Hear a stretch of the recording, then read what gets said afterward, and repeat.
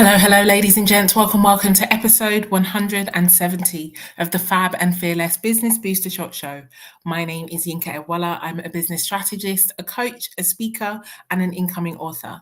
And I support women to create wealth in and through their businesses by helping them to focus on what matters most for the business, which is cash flow and strategy, and what matters most for the business owner, which is mindset and habits. It is my pleasure and privilege to welcome you to this 170th episode of the Booster Shot Show, where each week at 1:30 p.m. UK time on a Wednesday, I come to you with a short, sharp shot to boost both you and your business with one powerful truth and one actionable tip. So if you can see and hear me over on my LinkedIn, Facebook, or YouTube socials, feel free, jump into the chat, come and say hello, and let's get this party started. Hello, Jackie and Sharon. Thank you both so much for joining me over on YouTube and LinkedIn. It is so great to see you awesome ladies. How are you doing today? Jump in the chat, let me know on a scale of 1 to 10 how you are doing, and I will go over and check that we are live on Facebook before we begin today's topic, which is your cash flow and the Trust Recession. Excited to talk about this one today. How are you doing, ladies? I feel like I'm in a bit of a haze. I'm not going to lie. It's been a thing. It's been such a busy time for my family and I. We've had a few challenges, so I'm definitely glad to be in this space and speaking with all of you and sharing this insight on your if I could actually use words today, your cash flow and the trust recession. Super excited to share. Thank you very much for letting me know that you are coming in on a 6 today, Sharon. Thank you for sharing that with me. I appreciate you. Jackie's on an 8 today. Yeah, I'm a 6 today too, Sharon. I'm not going to lie. This smile is one of faith. It's a faith smile. We are upping our levels, and it is definitely my intention to make sure the levels are upped for you before the end of today's session. So before we get started, ladies, as is customary, please feel free to hit the reshare button wherever you are seeing this. That reminds me, I didn't hit the reshare button myself, so I'm going to make sure that I do that. And then I will also ask you to tag an incredible woman in business. Tag her, let her know that you are calling her into an incredible opportunity to hear a powerful topic that will change her business, her bank account, and her life today. So tag a friend, hit reshare, let the algos know that we have a small but mighty party going on and in this corner of the platform. Let me just double check and make sure that we are live over on Facebook. I'm only seeing YouTube and LinkedIn comments. And we know sometimes the tech likes to tech. So I'll definitely make sure that I can see it over there. And then I will get going talking about the trust recession, because make no mistake, ladies and gents, we are definitely in what some are calling a trust recession. Now, for me personally, I can definitely say that things have changed. I generally don't use the expression trust recession in that way, but I think it's really important that we recognize that things have changed. Things have definitely moved on. The market conditions are very different right now than they have been for a long time, and that isn't for no reason. These things are happening. Yes, I can see my own delightful side of my head on Facebook, which means that we're live over there. So yes, there is a trust recession, or as I would like to say, a call to authenticity. A call to authenticity. That is what I am calling the trust recession, as it is coined by many incredible women in my spaces. Shout out Kelly Roach. She's been talking about the trust recession for some time. Shout out to Gemma Went. I've also seen her talking about the trust recession too. Women that I have max respect for and really appreciate their insights on this. And yeah, a recession is not really something I am likely to to agree to attend, as well, when the actual economic recession happened. I was like, nope, I'm opting out of that. I definitely am not in the vibe for participating in the recession, and I didn't. And the business continued to grow and to wax stronger, and I'm super grateful for that. And so, yeah, it is being called a trust recession, and so I used the expression so that you knew what I was talking about. But as I am going to share with you, I think that we get to rebrand it and really make it part of the incredible things that are happening in our space. So, ladies, in the first instance, let me know in the chat if you are familiar or if you have heard the expression trust recession.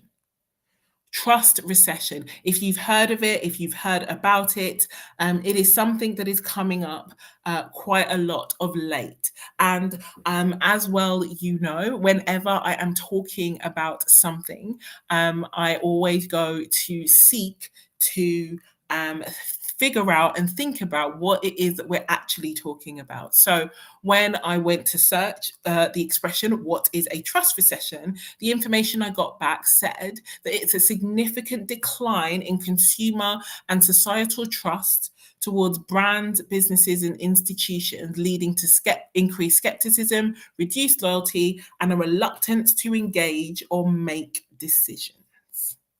So it's a decline in the consumer or societal trust. And it isn't in general, although there is a level of skepticism, person to person in this world at the moment. There is a lot of division socially. But that decline in trust is particularly targeted towards businesses, brands, and institutions.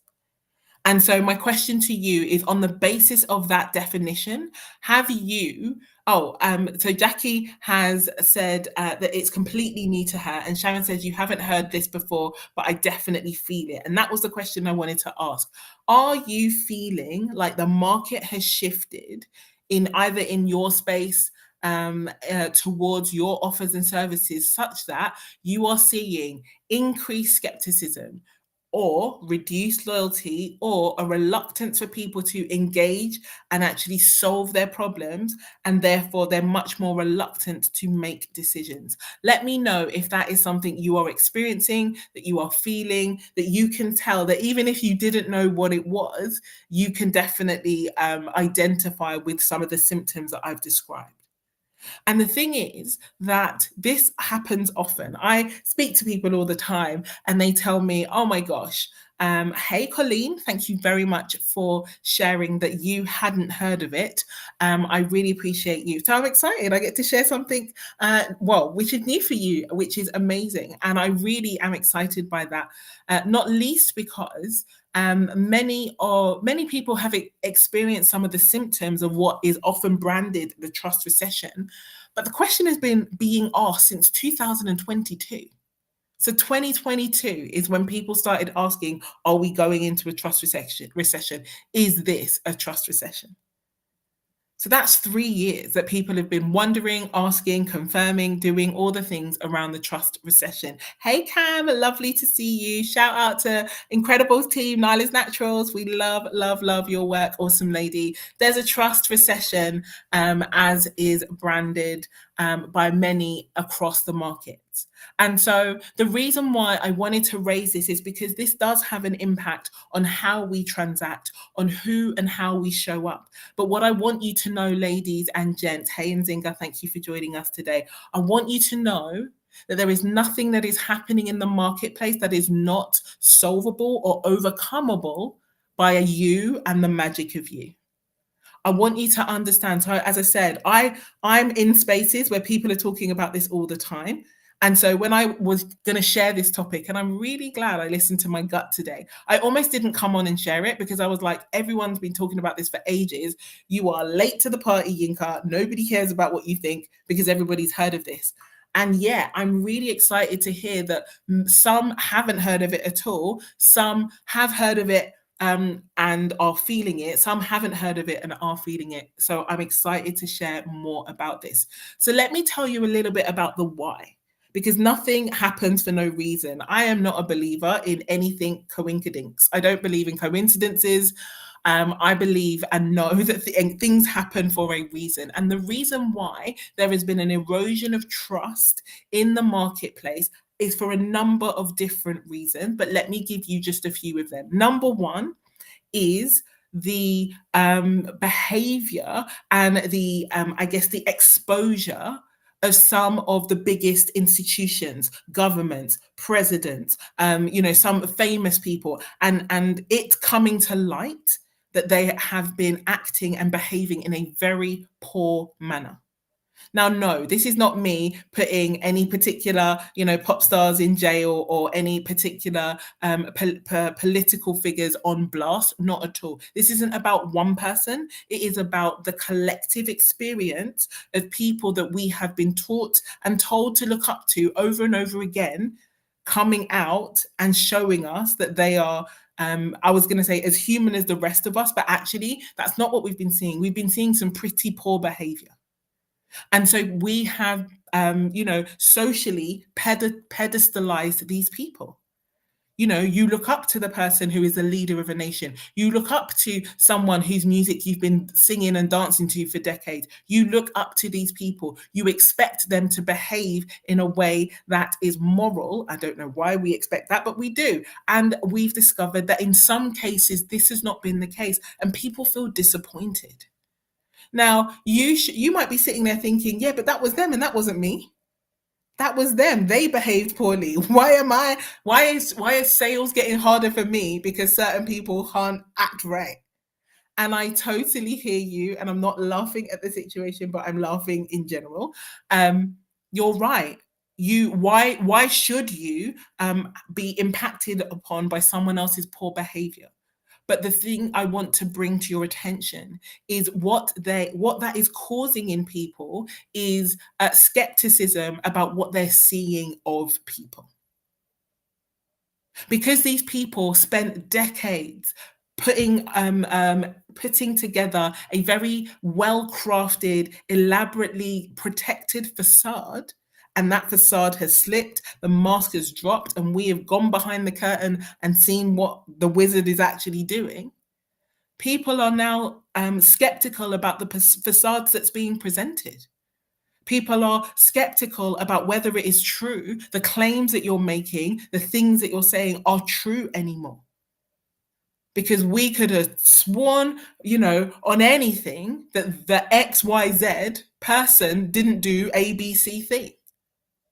And so that erosion of trust due to, disappointment in the wider domain is having an impact on people's ability to trust their own judgment.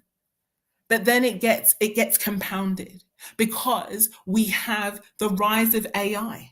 Now, I am not here to tell you that AI is a problem or a bad thing, but with the advancement of AI and how powerful it is and how easily it is to deepfake, to absolutely that, Sharon, the emperor's new clothes is real.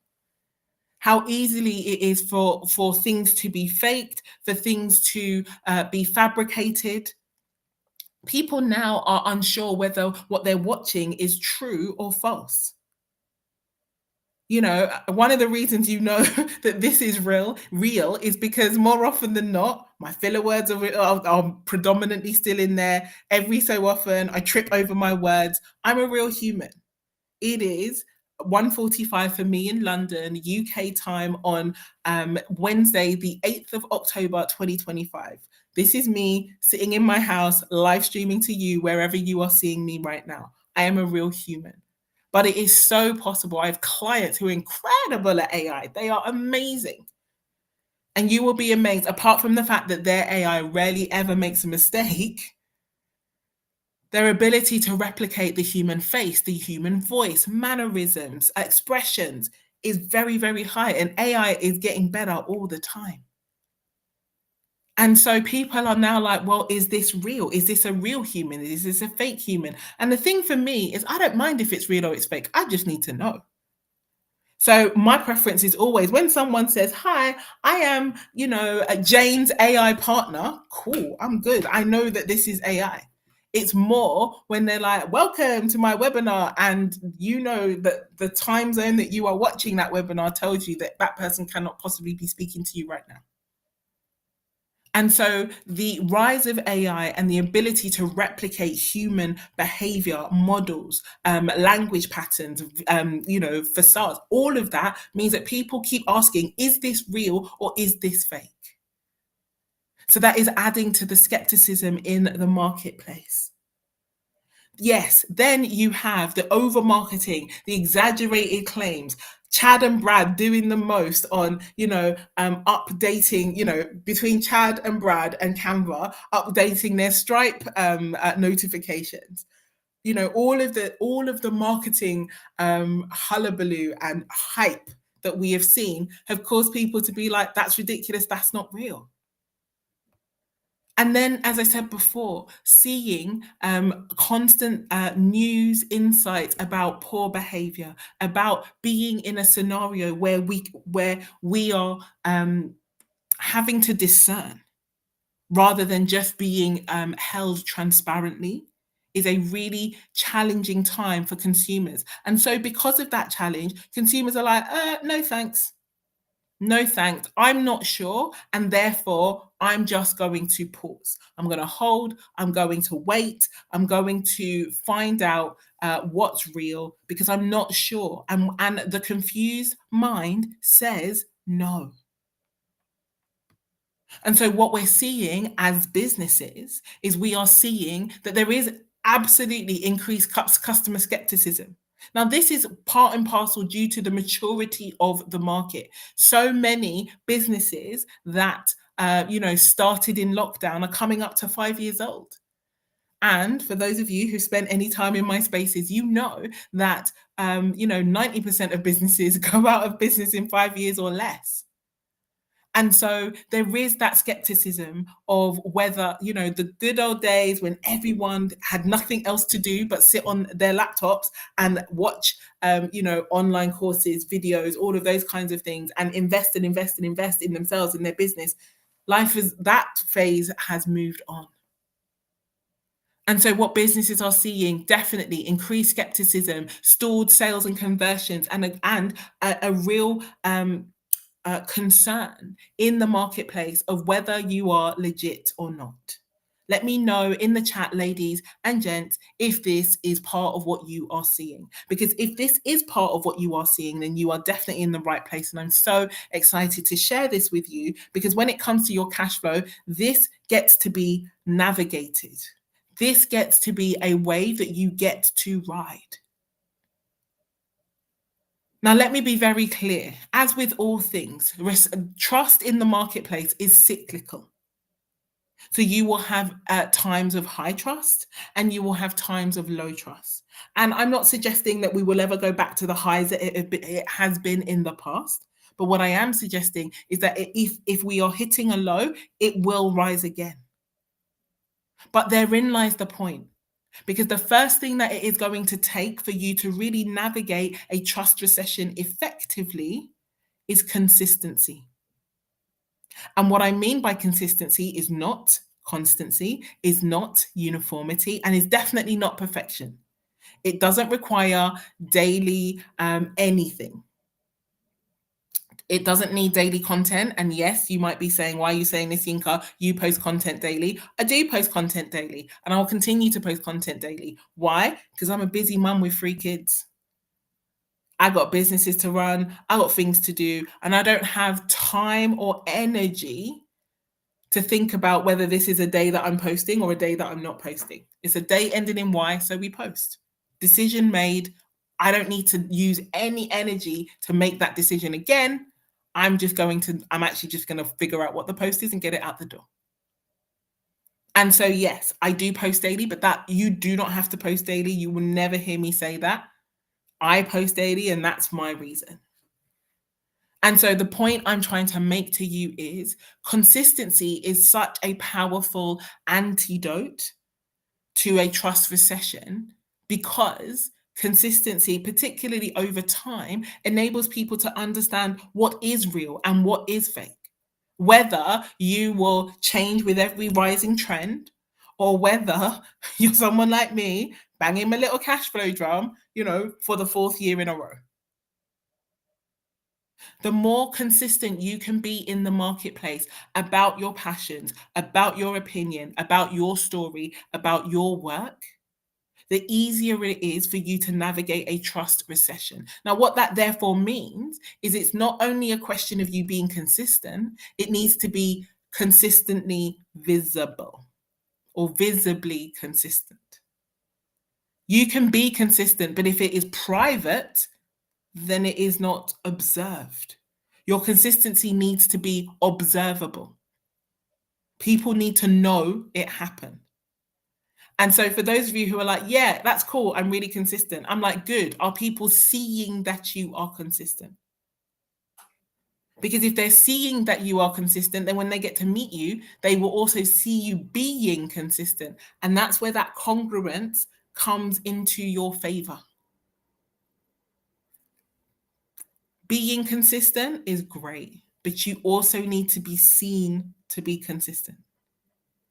That is one thing that really helpfully and powerfully helps you to navigate the trust recession. The second thing, and this is really, really important, and yes, these are buzzwords that people hate, but I'm going to talk about them anyway, is around authenticity and transparency. Now, the reason why I really want to talk about this is because fundamentally, as I said to you before, the reason why you know this is real and this is me doing it, A, is because I told you, B, because for the last 170 170 weeks, I have been here doing this every single week. C, because anytime I've pre-recorded, I've told you this is a pre-recording. At the time you are watching this, I am somewhere else. I've never ever come to you and said, this is me live when it's pre-recorded. And so you know that you can take me at my word because I've given you the chance to take me at my word and be proven right over and over and over again. And that's the second thing that I want to really talk about here about authenticity and transparency. Authenticity is not emoting over your audience. It's not coming on camera and crying. It's not oversharing personal details about your life that literally no one needs to know. That's not what authenticity is. That is using your audience as therapy. And to be honest, you need a therapist for that. But what authenticity and transparency is you sharing your real lights, not just your highlights. I'll say that again. You sharing your real lights, not just your highlights. I love it when people share when things are going well. I love seeing the wins. I love seeing all the magic that they are creating. Hey, Pamela Windle, lovely to see you. But you know what I love more? When they share their journey, when they share where they made a mistake, when they share what they learned when things didn't go according to plan, when they share how they overcame something that is challenging or frustrating or annoying. Why? Because we all have things that are challenging and frustrating and annoying. And so if you only ever share your highlights, to be honest, AI can do that. And to be even more honest, AI can also share real lights. What AI can never do is share the ins and outs, carefully curated, of your individual story. Your story is your superpower. Your story is the one thing that makes you AI proof. It really doesn't matter how fantastic AI is. It hasn't lived your life. It cannot talk about that one-time experience you had when you were 6 or the first time you went to the zoo with your family. AI can't do that. It can try, but it can never share that authentically. And that's where the authenticity and the transparency piece become incredibly powerful. Our superpower when it comes to all of these things is our humanness, our imperfection, and the uniqueness of our stories. And that incidentally, the beauty of that is that that's also how you navigate a trust recession. Like, how many times have I come on here and like I'm like because I can barely get my words out because I'm so excited, or because I'm having a tough time, and so I'm sharing something, and you can see that it is really touching me. No, I'm not here to cry or overshare or tell, the details of my family or anything like that's not what this is about. But what I am trying to get across to you is the more real you are, the more real you will appear to be. And I promise you, because I have had paying clients tell me this over and over again, so many times when I've asked people, why do you think I'm the person that can help you? One of the things that come across again and again is yes, you've created these aspirational results. Yes, Yinka, you are incredible. And yeah, it's great to hear that. It's fab for the ego. But you know what else they say? You're a real person. You're a real mum. You're a real wife. You live in South London. You are a nice chick. You're not so far away that I think that what you're creating is exceptionally out of the possibility of me being able to achieve it myself. And that's the thing. I never set out to be relatable. I just set out to be myself. But I know that I have elements of my story that others can relate with. If you do have children, if you don't, if you do like people, if you don't, if you're an introvert, if you're not, if you're a black woman, if you're not, if you're a human, I don't know if the non-humans relate to me. So I just set out to be me. I set out to be me. And I do totally understand that that can be an incredibly scary thing to do. But the thing I want you to understand, and the one powerful truth that I really want you to take away from what I'm sharing in this particular point is this: doing you is the magic that helps you to navigate anything in the marketplace, a trust recession, challenges in the business. But the truth I want you to understand, because we often worry about the opinions of others. So I want you to remember this: those that mind don't matter, and those that matter won't mind. I will say it again. Those that mind don't matter. Those who mind you being real, being yourself, doing you authentically, if they mind, then they don't matter. And then the reverse is true. If they matter, they won't mind. The people who truly matter to you, to your business, they will never mind. In fact, they will love that you come out as you doing the best that you can do. And so for those who are wondering, prevaricating, going back and forth on whether, they should, be more authentic, be more like themselves, share more of their stories, the answer is an unequivocal yes. And no, you don't have to overshare. You really don't.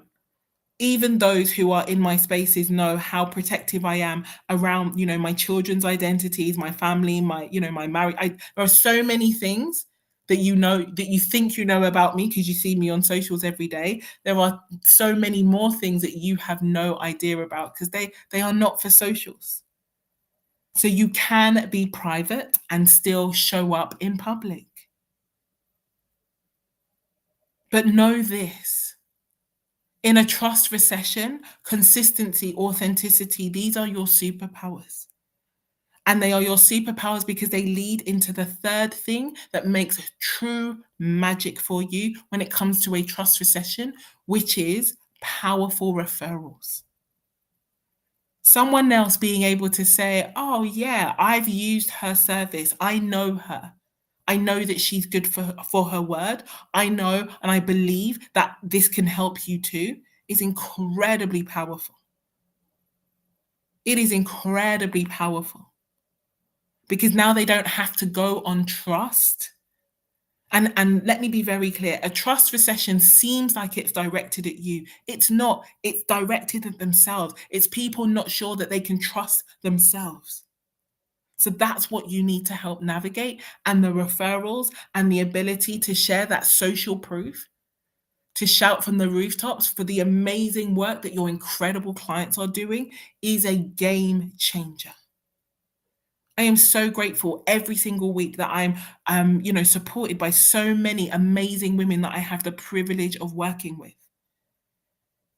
I can say that I'm amazing at what I do, and I know that that's true. But you know what is even more powerful? When they say that it's true, when they share the incredible impact that they have, when they share the amazing difference both in their businesses and their bank accounts and across their lives that they are having.